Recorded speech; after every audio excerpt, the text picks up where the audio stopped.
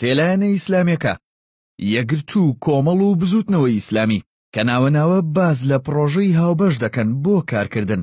لە ڕابردووشدا بە زۆری لە پێش هەڵبژاردنەکان ئەو بابەتە گفتوگۆی زۆری لەسەر کراوە، بەڵام ئێستا کە هیچ هەڵبژاردنێک لە ئارادا نییە، ڕابەری بزوتنەوەی ئیسلامی ئاماژە بە پرۆژەیەک دەکات بۆ لێک نزیکبوونەوەی سێلایەنە ئیسلامیەکە و دەڵێت پرۆژەی لێک نزیکبوونەوەکە بەکردەی کاری بۆ دەکرێت و ئومێد دەکەن سەرکەوتوو بێت.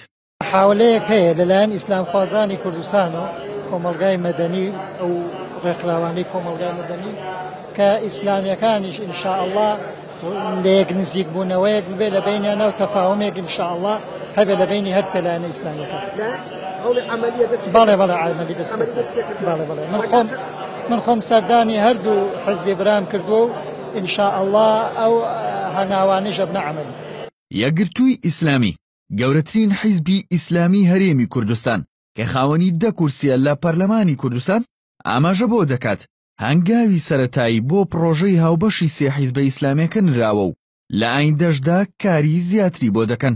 کۆمەڵێک کۆبوونەوەمان کردووە لەگەڵ برایان لە کۆمەڵی ئیسلامی، برادران لە بزوتنەوەی ئیسلامی و هەنگاوی هەماهەنگیمان ناوە لە دیدی سیاسیەوە لێک نزیکی زۆرمان هەیە، لە دیدی تێڕوانینمان بۆ سیستەمی حکومڕانی هەر زۆر لێک نزیکین، لە ڕووی فکریەوە کاری باشمان کردووە، لە ڕووی ڕاگەاندنەوە کاری باشمان کردووە، کەوارە توان بڵێم هەنگاوی گەورەمان بڕیوە، هەرماوە گفتوگۆی زیاتر بکەین بۆ ئەتا لیستی ئەنجومەنی پارێزگاکانمان کرد بەیەک، هەنگاو دەنین لیستی پەرلەمانیش لە ئایندەدا کاری بۆ بکەین لە ئەنجومەنی نوێنەران لە پەرلەمانی کوردستان کەواتە نزیکی لە بینی لایەنە ئیسلامیەکان زۆرە.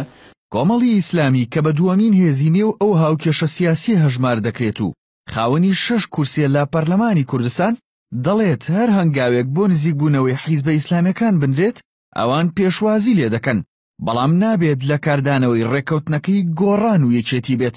تەبایی و یەکڕێزی و تەبابوونی لایەنە ئیسلامیەکانی کوردستان پێشەوەی کە ضرورەتێکی سیاسی بێ واجبێکی ئیلاهیە، بەڵام ئەم هەنگاو نابێت لەسەر کاردانەوە بێ لەبەرەوەی فلانە لایەن و فیسارە لایەن ئەنجام هەنگاوێکی وایان ناوە با ئیسلامیەکانیش کارێکی وا بکەن. پێویستە کارێکی لەو بابەتە زمینە سازی پێشتری بۆ بکرێ، هەنگاوی پێشتری بۆ نەدابێ، ئەو جا بگەیتە ئەوەی کە بڕیارێکی لەو جۆرە بدەین.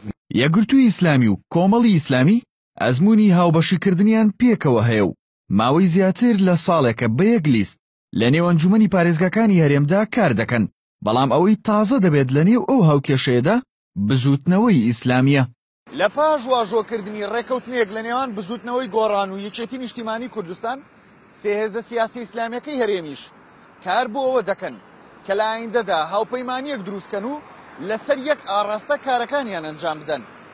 بەڵام ئاخۆ پارتی دیموکراتی کوردستان دەتوانێت هاوبەشێک بۆ خۆی بدۆزێتەوە یاخود بە تەنها دەمێنێتەوە. ژاردەباغ هێنارتی سلێمانی.